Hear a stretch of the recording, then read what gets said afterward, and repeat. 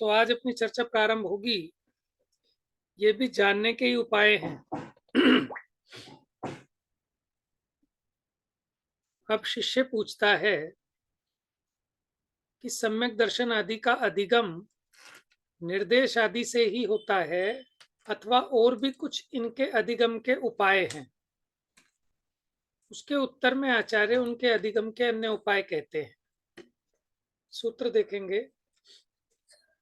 सत संख्या क्षेत्र स्पर्शन कालांतर भावाल्प बहुत्वैश्च। सत देखिए, सत संख्या क्षेत्र स्पर्शन काल अंतर भाव अल्प बहुत्व, इनके द्वारा भी उनका ज्ञान होता है। किनका? पदार्थों का, सम्यक दर्शन आदि का।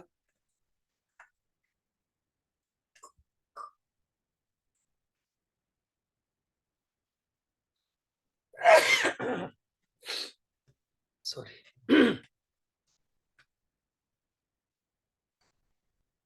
अब देखिए, एक एक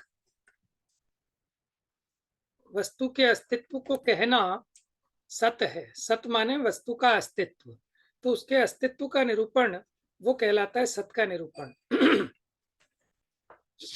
दूसरा था संख्या, वस्तु के भेदों की गिनती, वो है संख्या।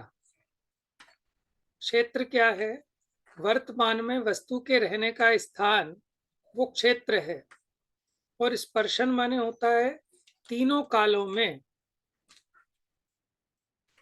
तीनों कालों में जो रहने वाला उसका क्षेत्र है वस्तु का, वो कहलाता है स्पर्शन। जैसे वस्तु के अतीत अनागत वर्तमान रूप तीन कालवर्ती अन्य दूसरी वस्तुओं के संयोग से होने वाला विहार क्षेत्र स्पर्शन है।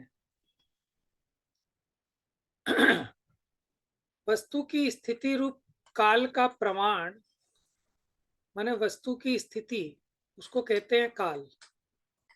एक पर्याय छोड़कर अन्य पर्याय में जाने के बाद वस्तु का पुनः पूर्व पर्याय में आने के बीच का जो गैप है, विरह काल, उसको कहते हैं अंतर। जैसे किसी को अभी सम्यक दर्शन हुआ और सम्यक दर्शन होकर छूट गया, फिर कितने टाइम के बाद पुनः सम्यक दर्शन हुआ, तो उसके बीच का जो गैप है विरह काल, उसको कहते हैं अंतर। भाव माने वस्तु के परिणाम, वो भाव है। वस्तु में परस्पर भेद की अपेक्षा कर हीन अधिक पने को कहना कि ये इससे, जैसे हम पूछे कि सब क्षयोपम सम्यक दृष्टियों की संख्या किससे अधिक किससे कम, इस प्रकार से जो हम चीज को समझते हैं वो कहलाता है अल्प बहुत। अल्प माने बहुत, अल्प माने कम, बहुत माने ज्यादा, कि किससे कम किससे ज्यादा। और जो पिछले सूत्र में जो अधिगम शब्द आया था ना, नए प्रमाण अधिगम, तो वो अधिगम यहां पर भी लगा लेना। इस प्रकार सत संख्या क्षेत्र स्पर्शन काल अंतर भाल अल्प बहुत्व, इन 8 अनुयोगों द्वारा भी सम्यक दर्शन आदि और जीवादि पदार्थों का अधिगम होता है। पिछले सूत्र में ग्रहण किए गए निर्देश से अब देखो उसमें बता रहे हैं कि कुछ कुछ चीजें जो पिछले सूत्र में आई थी, तो वो इसमें उसको भी गर्भित कर सकते हैं। कैसे? निर्देश में वस्तु का स्वरूप कहा जाता है, स्वरूप कहें अस्तित्व कहें, तो निर्देश से सत का हो गया निरूपण। विधान होते थे उसके भेद, और यहाँ संख्या माने क्या है? वही उसके भेदों की संख्या। अधिकरण, वहां जो उसका आधार था उसको यहाँ क्षेत्र कहा, और क्षेत्र से स्पर्शन। इस प्रकार अधिकरण से क्षेत्र और स्पर्शन वो अधिकरण में गर्भित थे। वहां जो स्थिति थी और यहाँ काल है, तो स्थिति में काल गर्भित हो गया, स्थिति में ही अंतर गर्भित हो गया, काल अंतर। और नाम आदि निक्षेपों में आए भाव से भाव घटित हो गया। विधान जो उसके भेद बताते हैं उससे अल्प बहुत्व का ग्रहण हो जाता है। तो प्रश्न ये किया कि फिर इसका दोबारा कथन क्यों करते हो? जब आपने निर्देश, स्वामित्व, साधन, अधिकरण, स्थिति, विधान कह दिया तो उसमें तो ये चीजें माने अंदर आ गई, उसके गर्भित हो गई, लेकिन फिर आप अलग से इसका पुनः ग्रहण क्यों करते हो? उत्तर, पिछले सूत्र से इनका अर्थ सिद्ध हो जाता है, ये तो सत्य है, परंतु शिष्य संबंधी आशय के वश तत्वार्थों का उपदेश भेद करके दिया जाता है। संक्षिप्त रुचि वाले शिष्य थोड़ा बहुत से ही, बहुत थोड़ा कहने से ही बहुत समझ लेते हैं। विस्तार रुचि वाले शिष्य बहुत विस्तार कर कहने पर ही समझ पाते हैं। मध्यम रुचि वाले अधिक संक्षेप में भी नहीं समझते और अधिक विस्तार में भी वो खो जाते हैं। वे मध्यम पद्धति से कहने पर ही समझ पाते हैं।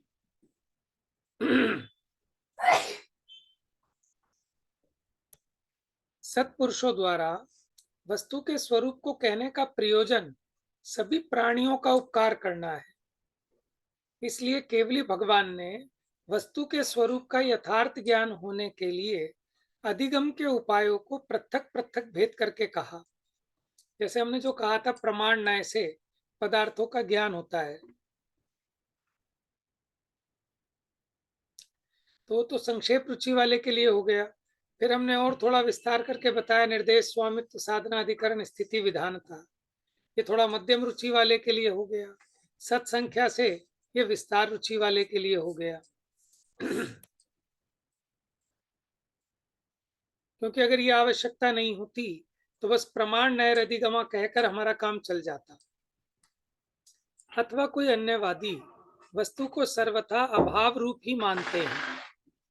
उनका कहना है कि जगत में कुछ वस्तु नहीं है, सर्व शून्य है, अवस्तु है।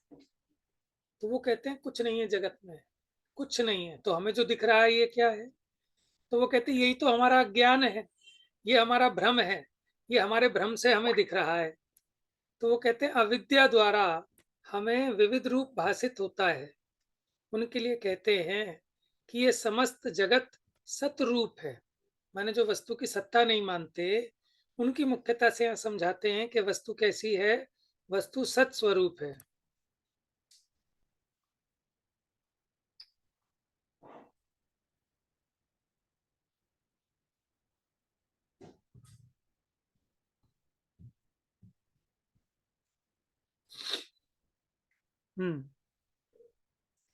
पता नहीं इसमें कुछ सेटिंग ऐसी हो गई है कि सिर्फ 4 लोग ही मुझे दिखाई दे रहे हैं, 3 लोग सिर्फ,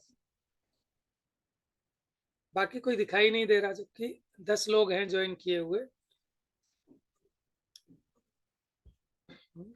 show video only video of होगी भैया। अच्छा, ये जिन जिन के वीडियो ऑन है सिर्फ वही दिखाई देंगे यहाँ। हाँ, कोई बात नहीं, ठीक है, जिनका वीडियो ऑफ है क्या करना, क्योंकि जिनका वीडियो ऑफ है वैसे भी एक ही बात है। हाँ, भाभी जी आ गई है। चलिए, मैंने कहा पता नहीं आज पता नहीं चला क्या टाइम का किसी को। हाँ जी, तो देखो अभी है ना, विस्तार से समझा रहे हैं इस बात को।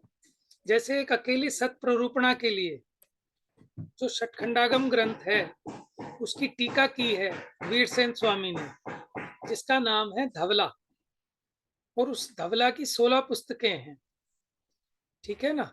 तो इतनी मोटी मोटी पुस्तकें हैं, तो एक एक के ऊपर एक एक पुस्तक है, किसी किसी पे हो सकता है 2 भी हों, तो एक सत प्ररूपणा है इतनी मोटी पुस्तक।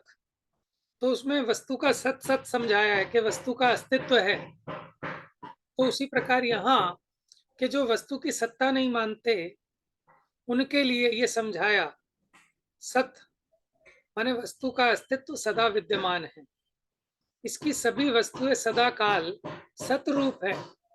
ऐसा कहने से नास्तिकवादी, शून्यवादी, इनका निराकरण हो जाता है। अगला देखो, भेद की गिनती को संख्या कहते हैं। वहां हमने भेद सीखे थे, लेकिन उन भेदों को गिनना वो कहलाता है संख्या। वस्तु को सर्वथा अभेद रूप कहने वाले, क्योंकि अन्यवादी ऐसे भी हैं जो वस्तु को सर्वथा अभेद रूप कहते हैं, तो उनका निषेध भेदों की गणना से हो गया। मेरा चश्मा लेके आओ दूर वाला। तो भेदों की गणना से ये सिद्ध हो गया कि वस्तु सर्वथा अभेद नहीं है। आकाश के प्रदेशों को क्षेत्र कहते हैं। वस्तु के प्रदेश नहीं मानने वाले अन्यवादियों का निषेध क्षेत्र कहने से हो गया। जो वस्तु के प्रदेश नहीं मानते उनका भी निराकरण हो गया। वस्तु का त्रिकाल गोचर निवास स्पर्शन है। देखो, जैसे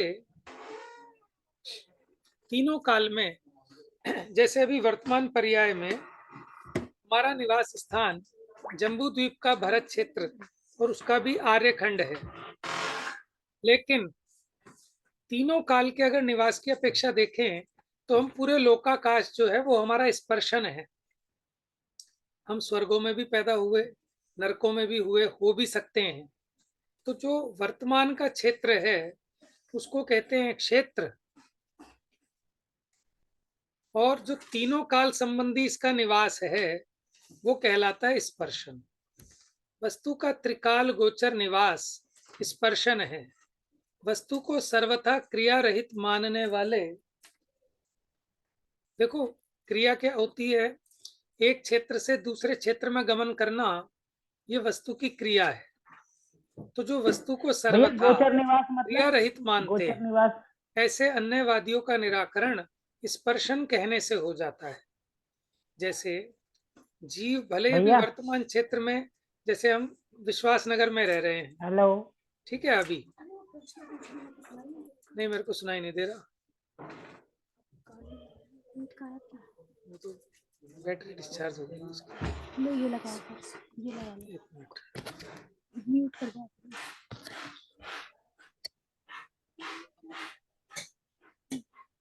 क्या किया था? 2 बार बोल। गोचर निवास का मतलब पूछ रही थी, गोचर निवास।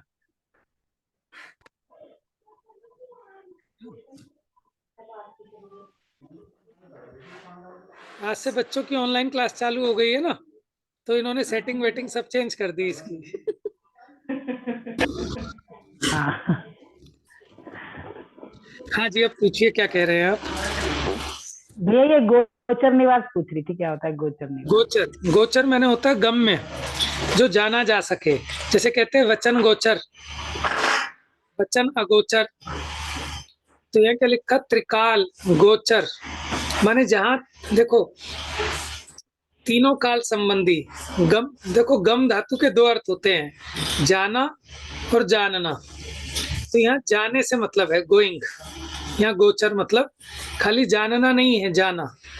वस्तु का त्रिकाल गोचर, जहां जहां इसकी मूवमेंट हो सकती है, जहां जहां ये जा सकता है, वो निवास। जैसे अभी हमारा निवास स्थान तो विश्वास नगर है, लेकिन सुबह हम सिविल लाइन होते हैं, ठीक है, कभी हम कहीं होते हैं, कभी कहीं होते हैं, तो वो कहलाएगा हमारा स्पर्शन। ठीक है, त्रिकाल गोचर, त्रिकाल संबंधी निवास को, माने तीनों काल संबंधी जहां जहां इसका गमन होता है वहां जो इसका निवास है वो कहलाता है स्पर्शन। क्योंकि वस्तु को सर्वथा क्रिया रहित मानने वाले अन्यवादियों का निराकरण स्पर्शन कहने से हो जाता है, क्योंकि इससे सिद्ध होता है कि जो वस्तु है वो क्रिया सहित है। जैसे जीव अभी मानो इस क्षेत्र में है, लेकिन उसमें गमन की शक्ति है ना, तो वो इसी भव में अथवा नए भव में जन्म लेकर यहाँ से वहां उसका आत्मा गमन करता है ना, एक क्षेत्र से दूसरे क्षेत्र। इसलिए इसका स्पर्शन जो है वो तीनों लोक है, ठीक है ना। तो अन्य तो मतलब वर्तमान निवास या भूतकाल या भविष्यकालीन भी? उसमें भूतकाल भविष्यकाल सब मिलाकर कहते हैं। भूतकाल भविष्यकाल मिलाकर जीव तो मैं एक ही हूँ, लेकिन अगर वर्तमान की अपेक्षा देखें तो मेरा क्षेत्र इतना ही है। लेकिन कभी भूतकाल की अपेक्षा और भविष्यकाल की अपेक्षा देखें तो मैं 3 लोक से बाहर कभी नहीं जाता।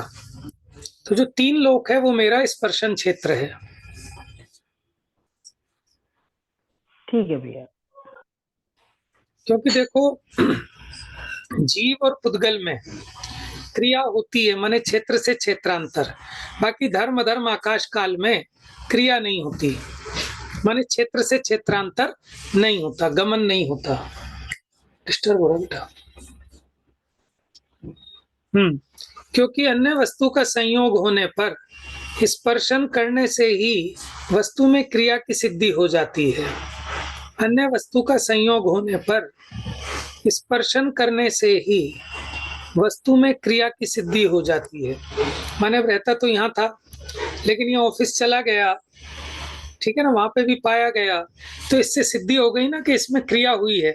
ये घर से ऑफिस तक गमन किया है इसने, तो यह क्रिया का मतलब क्रियावती शक्ति से है। एक क्षेत्र से दूसरे क्षेत्र को जाने की जो जीव और पुद्गल की योग्यता है, उसको कहते हैं क्रिया अथवा क्रियावती शक्ति। धर्म, अधर्म, आकाश, काल, ये चार द्रव्य तो जहां हैं वही उनका स्पर्शन है, क्योंकि ये गमन नहीं करते। कौन कौन? धर्म, अधर्म, आकाश और काल, क्योंकि इनमें क्रिया नहीं है कि यहां से वहां जाएं, और क्रिया करने की गुंजाइश भी नहीं है। क्यों नहीं है गुंजाइश? क्योंकि धर्म द्रव्य, अधर्म द्रव्य वो तो पूरे लोकाकाश में व्याप्त है, तो वो कहां से कहां जाए जब वो ऑलरेडी पूरे में व्याप्त है। और आकाश तो लोक में भी और अलोक में भी व्याप्त है, तो उसमें भी गमन नहीं हो सकता। और काल एक एक आकाश के प्रदेश पर, लोकाकाश के एक एक प्रदेश पर एक एक कालाणु खचित है, उसमें भी इधर से उधर गमन नहीं होता। इसलिए उनका जो क्षेत्र है वही उनका स्पर्शन है। जीव और पुद्गल द्रव्य अन्यत्र भी गमन करते हैं, माने एक जगह से दूसरी जगह गमन करते हैं, जीव और पुद्गल। देखिए जो मैं बोल रहा हूँ ना, वचन, भाषा, इनका गमन आप जहां जहां जिस जिस क्षेत्र में बैठे हैं, आप तक मेरे वचन पहुंच रहे हैं। समझ में आया?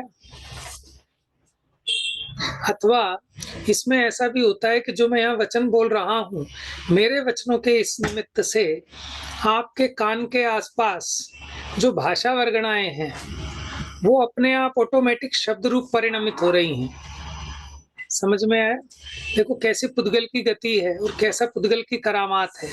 ये सब पुद्गल का चमत्कार है कि मैं तो यहाँ बोल रहा हूँ और यहाँ की आवाज आप तक जो पहुंच रही है वो आपके कान के आसपास की जो भाषा वर्गणा के परमाणु हैं वो शब्द रूप परिणमित हो रहे हैं, और बिल्कुल ऐसे ही हो रहे हैं जैसे मैं यहाँ से बोल रहा हूँ। तो भैया आपका स्पर्शन फिर यहाँ भी हो गया और हमारा वहां हो गया आपके यहाँ। स्पर्शन नहीं, ये जो पुद्गल हैं, मैं तो पुद्गल का बता रहा हूँ ना अभी। मैं आत्मा तो यही का यही हूँ, लेकिन जो शब्द हैं, जैसे हमने बोला और यहाँ बोला और बाहर तक आवाज अगर सुनाई देती है तो वो पुद्गल ने गमन किया यहाँ से वहां। हमारा गमन तो तब कहा जाएगा जब हम गमन करेंगे, तो वो पुद्गल का स्पर्शन हो गया। भैया ये जो बोलना हुआ ये पुद्गल हुआ। हाँ, ये तो क्रिया हुई ना, ये जो ये शब्द तो है क्रिया ना, हुई, ये तो क्रिया हुई ना। ये तो बोलना तो क्रिया है, लेकिन किसकी क्रिया है? भैया लेकिन पुद्गल तो जीव के कारण ही गमन करेगा ना, अकेला कैसे करेगा? नहीं नहीं, ऐसा नहीं है। ये जो शब्द है ना, शब्द जो आपको सुनाई दे रहे हैं, मैं तो यहीं बैठा हूँ, लेकिन आप तक पहुंच रहे हैं कि नहीं पहुंच रहे हैं? और टेप रिकॉर्डर बोलता है, टीवी बोलता है, क्या वो जीव है? जो शब्द है ना, द्रव्य संग्रह की एक गाथा है, शब्द बंध सूक्ष्म में स्थूल संस्थान भेद तमश्छाया तपोद्योत, ये सब पुद्गल की पर्याय हैं। तत्वार्थ सूत्र का भी सूत्र है और द्रव्य संग्रह का भी सूत्र है। मैंने आपसे एक दिन और कहा था, आपको जितना कुछ भी दिखाई देता है, सुनाई देता है, सूंघने में आता है, चखने में आता है, सुनने में आता है, छूने में आता है, वो सब पुद्गल की पर्याय है। ठीक है? तो वो हमें आंखों से दिखाई नहीं देते शब्द, लेकिन वो मूर्तिक हैं, क्योंकि हमारे कर्ण इंद्रिय के विषय तो बन ही रहे हैं। और बहुत सारे पुद्गल तो ऐसे हैं कि ना हमें दिखाई देते, ना सुनाई देते, ना छूने में आते, ना चखने में आते, ना सुनने में आते, फिर भी वो पुद्गल हैं। जैसे तीनों लोक में एक महास्कंद है।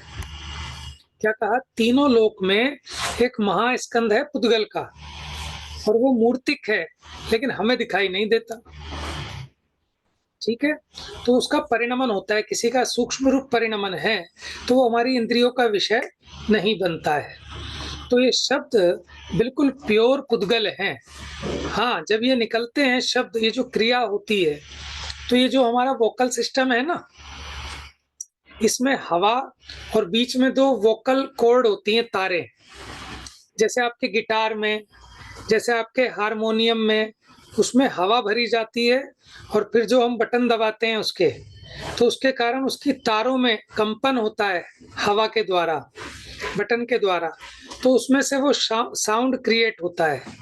उसी प्रकार अगर आप देखेंगे ना साइंस में, आप यूट्यूब पे डाल के देखो वोकल सिस्टम कैसे वर्क करता है, तो जो हमारे भीतर पवन है, हमें सांस लेनी पड़ती है ना बोलने में, तो ये हवा जब यहाँ से गले से निकलती है और जो हमारे तार हैं, ठीक है, और हम उस प्रकार से अपने इंस्ट्रूमेंट को हिलाते हैं, जो मुंह है हमारा इंस्ट्रूमेंट है, ये जीभ, तालू, दांत, उस प्रकार से उसमें से हवा भरती है और उस शब्दों का उच्चारण होता है। आप देखो बजाते हैं जो हारमोनियम, एयर के थ्रू होता है ना, हवा के थ्रू। उसके अंदर वो हवा भरते हैं ऐसे। अब हवा भरने के बाद जब बटन दबाते हैं तो उसके उन तारों में से उस प्रकार का वो कंपन होकर आवाज निकलती है। तो ये जो आवाज उत्पन्न हुई, ये प्योर पुद्गल की क्रिया है। खाली जीव ही बोलता हो ऐसा नहीं, ये टीवी बोलता है ना आपका, ये तो पुद्गल है, कितना अच्छा बोलता है? तो इसलिए शब्द पुद्गल हैं, उनमें भी गमन होता है, उनमें भी गति होती है, और पुद्गल की गति तो इतनी तीव्र होती है, एक समय में एक शुद्ध पुद्गल परमाणु 14 राजुगमन कर सकता है। 14 राजुगमन कितना हो गया कि जो पूरा लोक है ना ऊपर से नीचे तक, वो 14 राजू है, और एक समय बहुत छोटा है, एक समय में 14 राजू पहुंच जाए इस तीव्र गति से चले तो। तो पुद्गल के स्वरूप को समझकर ही ये सब आविष्कार और चमत्कार हो रहे हैं।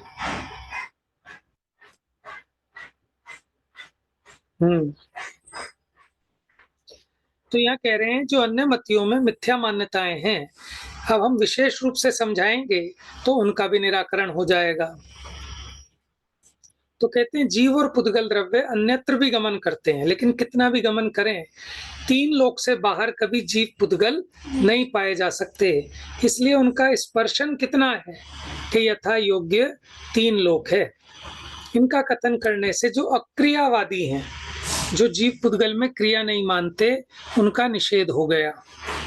वस्तु की स्थिति को, माने वो कब तक टिकती है, उसको काल कहते हैं। तो इसके लिए जो वस्तु का सर्वथा प्रलय होना मानते हैं कि वस्तु का सर्वथा नाश हो जाता है, उनका निराकरण हो गया।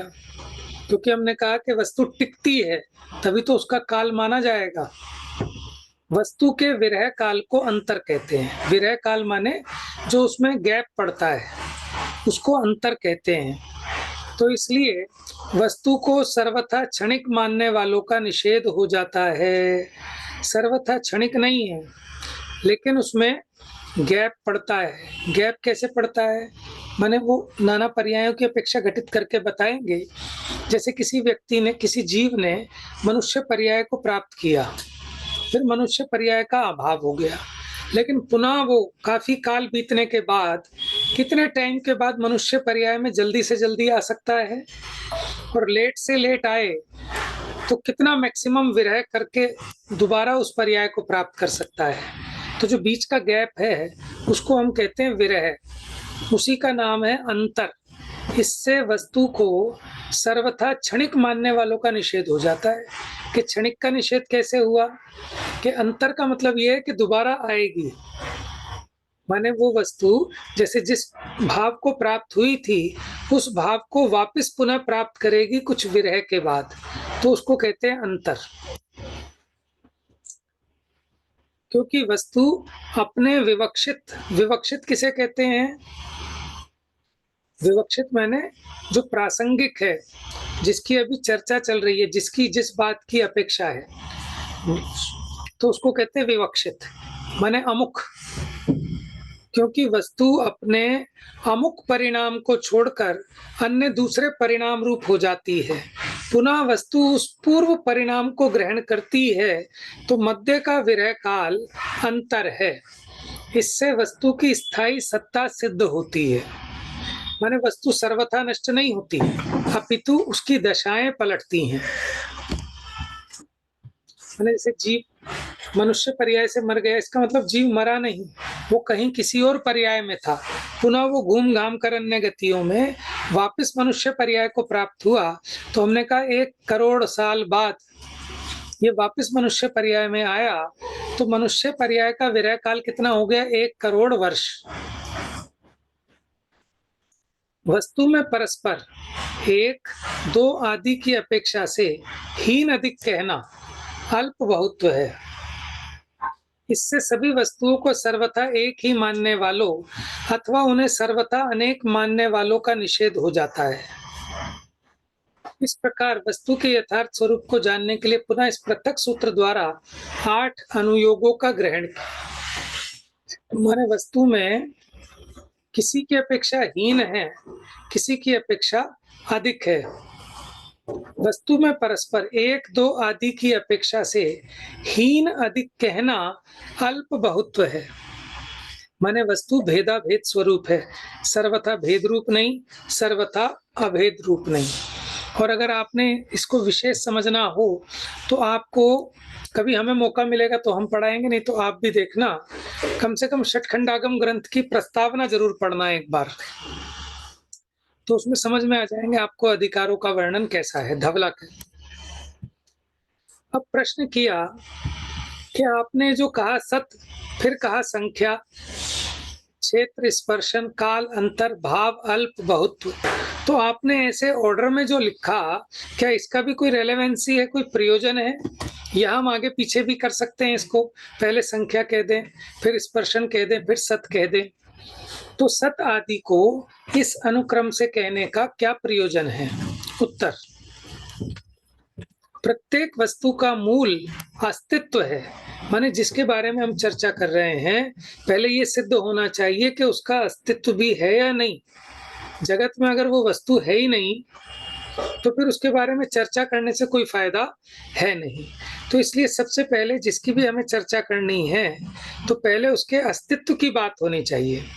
अब मैं आपको एक कथा सुनानी चालू करूं कि कल क्या हुआ कि एक बंध्या स्त्री के पुत्र का विवाह था। किसका विवाह था? बंध्या स्त्री के पुत्र के विवाह में मैं गया। वहां आकाश के सुमनों से बड़ी अच्छी शोभा थी। तो आप पहले नंबर पे रोक लोगे कि भैया क्या बात कर रहे हो, क्या कोई बंध्या स्त्री का पुत्र होता है क्या? कि जब पुत्र ही नहीं होता तो फिर आगे की कथा ही बेकार है। समझ में आया?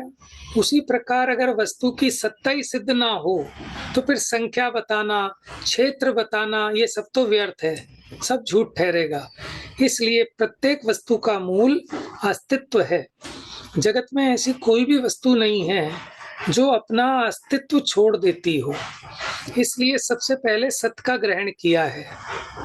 अब सतरूप विद्यमान वस्तु में ही संख्यात, असंख्यात और अनंत भेद रूप पदार्थों की गिनती होती है।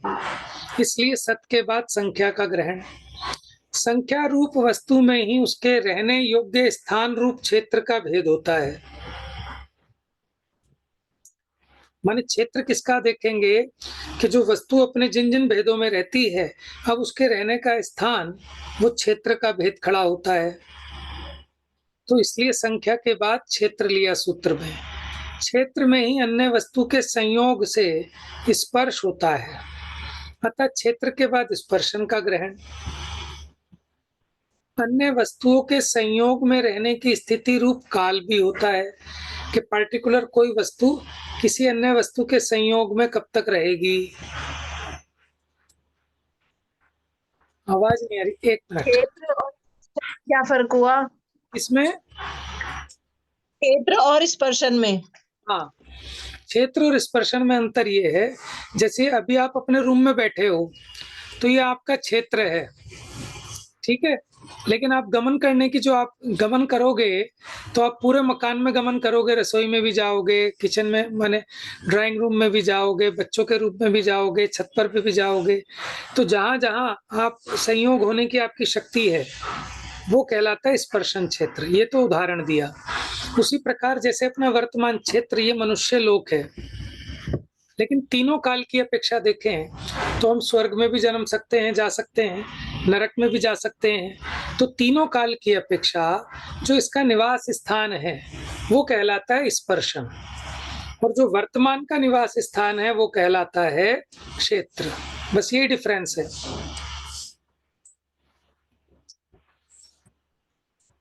अन्य वस्तुओं के संयोग में रहने की स्थिति रूप काल भी होता है, इसलिए स्पर्शन के बाद काल का ग्रहण है। अन्य वस्तु के साथ रहने की स्थिति में काल है उसका अंतर भी पड़ता है, इसलिए काल के बाद अंतर लिया।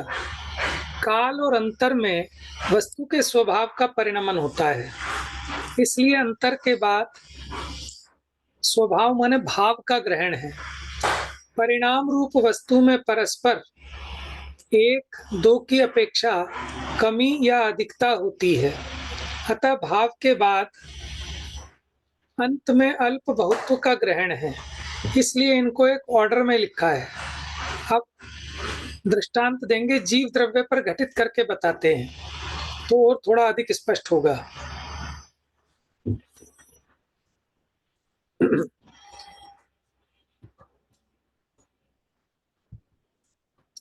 देखिए, जीव द्रव्य की अपेक्षा इन्हें कहते हैं अनुयोग।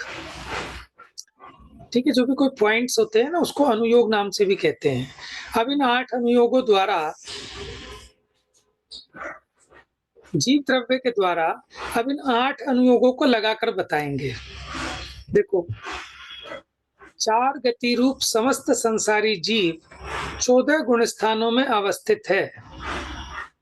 माने 4 गतियों में भटकने वाले जीव जो संसारी जीव हैं तो 14 गुण स्थानों में अवस्थित है, माने स्थित है। अब मुझे लगता है अब ये थोड़ा सा आपको षटखंडागम का विषय, हाँ जी, चलिए अच्छी बात है। अब आप मूल विषय से मत भटकना, लेकिन अब इसमें इसका खुलासा भी आएगा बीच बीच में, थोड़ा थोड़ा जो आएगा हम उसको समझाते चलते हैं। फिर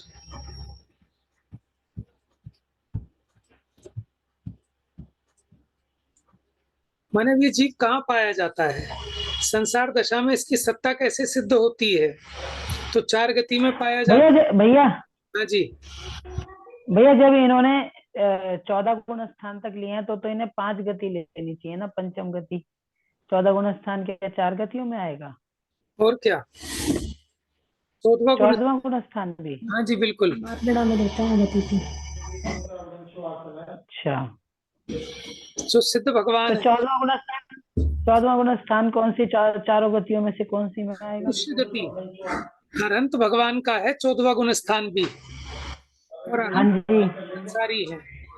अंतर इतना है, 13वें गुण स्थान में योग सहित है और 14वें गुण स्थान में योग रहित है। फिर 14वें गुण स्थान का अंतिम समय आने पर वो उस शरीर से मुक्त हो जाते हैं, तब सिद्ध होते हैं। तो सिद्ध भगवान गुण स्थानातीत हैं। ठीक है, मार्गणातीत। ठीक है भैया, ठीक है भैया। नरक और त्रियंच वाले भी पहले में ही जैसे गुणस्थान में आए तो मनुष्य गति का तो हम कहते हैं, लेकिन जो नरक त्रियंच वाले हैं उनमें भी गुणस्थान आ जाएंगे, वो पहले में ही आएंगे फिर? नहीं, जो नरक वाले हैं उनको 1 से 4 गुण स्थान तक हो सकते हैं, क्योंकि नरक में जो सम्यक दृष्टि होगा उसको 4था गुण स्थान हो जाएगा। या फिर फर्क क्या रह गया, मनुष्य को भी हो जाता है 1 से 4 में, और नारकियों को भी हो रहा है और त्रियंचों को भी हो रहा है। हाँ जी, मनुष्य पर्याय में 14 गुण स्थान हो सकते हैं, नारकी और त्रियंच में 14 नहीं हो सकते। मनुष्य पर्याय में मुनि बन सकता है, 6ठा 7वां गुण स्थान आ सकता है। अन्य गतियों में मुनि दशा नहीं हो सकती। त्रियंच में भी समदोषण हो जाएगा उसको। हाँ जी, त्रियंच में भी वो गुणस्थान, भैया त्रियंच गति में भी गुणस्थान पे पहुंच जाएगा वो। बिल्कुल जी, त्रियंच गति में तो 5वें गुण स्थान तक पहुंच सकता है। संयम अनुव्रत धारण कर लेते हैं त्रियंच। नारकी और देव वो 4थे गुण स्थान से आगे नहीं बढ़ सकते, लेकिन जो त्रियंच है वो 5वें गुण स्थान तक जा सकता है और मनुष्य 14 गुण स्थान तक जाकर गुण स्थानों के पार भी हो सकता है। देखो, गुणस्थान कहते हैं जीव के परिणामों को। गुणस्थान किसे कहते हैं? जीव के परिणामों को। गुणस्थान के बिना तो निगोदिया भी नहीं है, उसको पहला गुणस्थान है। जितने समस्त संसारी जीव हैं उनके कोई ना कोई परिणाम तो होते ही है ना। तो हमने मोटे रूप से उनको 14 कैटेगरी में डिवाइड किया, ठीक है, 14 टाइप्स बनाए।